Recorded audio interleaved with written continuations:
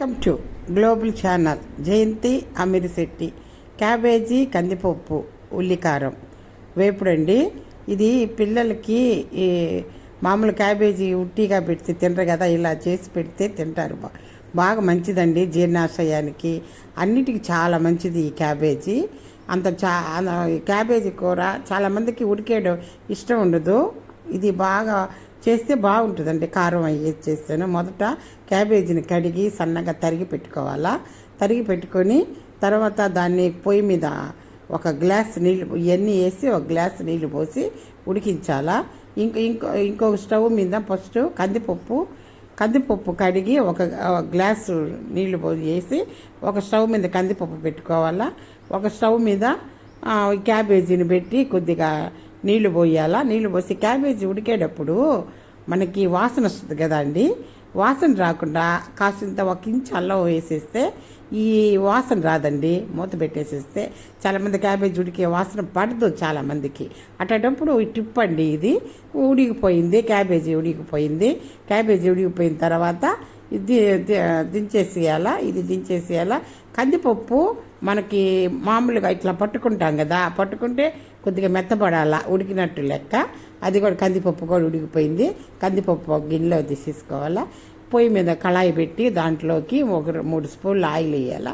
Oil వేసిన తర్వాత cut చేసిన 2 ఎండుమిర్చి, ఆవాలు, జీలకర్ర, మినపప్పు వేసి అవి చిటపటలాడిన తర్వాత కాసింత కరివేపాకు వేయాలా. కరివేపాకు కూడా చిటపటలాడిన తర్వాత ఇవన్నీ ఏగాయి కదా అండి.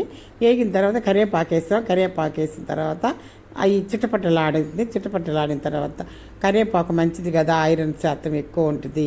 ప్రతి దాంట్లో కరివేపాకు వేస్తారు. తర్వాత తరిగిన ఉల్లిపాయలు, తరిగిన పచ్చిమిర్చి, తరిగి పెట్టుకున్న అల్లము. దీంట్లోకల్లా అల్లం వేస్తేనే అంత సూపర్ టేస్ట్ అండి. అల్లం అంత టేస్ట్గా ఉంటుంది.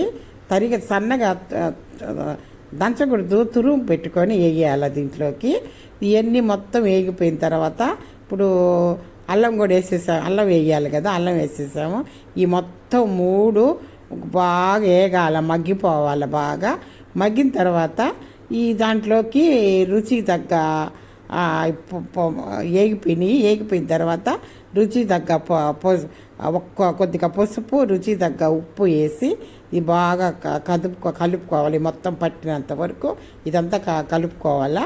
కలుపుకున్న తర్వాత ఈ ఉడికించుకున్నాం చూడండి క్యాబేజీ, ఉడికించుకున్న తర్వాత అది కొద్దిగా నీళ్ళు ఉంటాయి, అవి పిండుకొని తర్వాత దీంట్లో వేసేసేయాలా.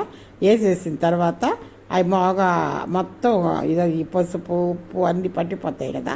కొద్దిగా ఏగింది, కొద్దిగా మగ్గిపోవాలి, ఎర్రదాలుగా రావాలా, గోల్డెన్ బ్రౌన్ కలర్లోకి వచ్చాక ఈ కందిపప్పు కూడా వేసేసేయాల. కందిపప్పు వేసేసి మొత్తం కలుపుకోవాలా. కదుపుకున్న తర్వాత ఈ లోపల మనం ఎల్లుల్లి కారం,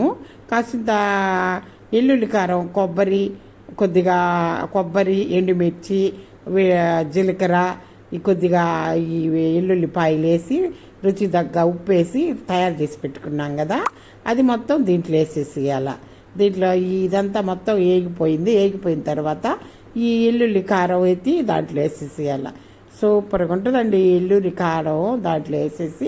ఎప్పుడైనా గుర్తుపెట్టుకోండి, స్టవ్ ఆఫ్ వేసిన తర్వాతే ఈ కారం వేయాల.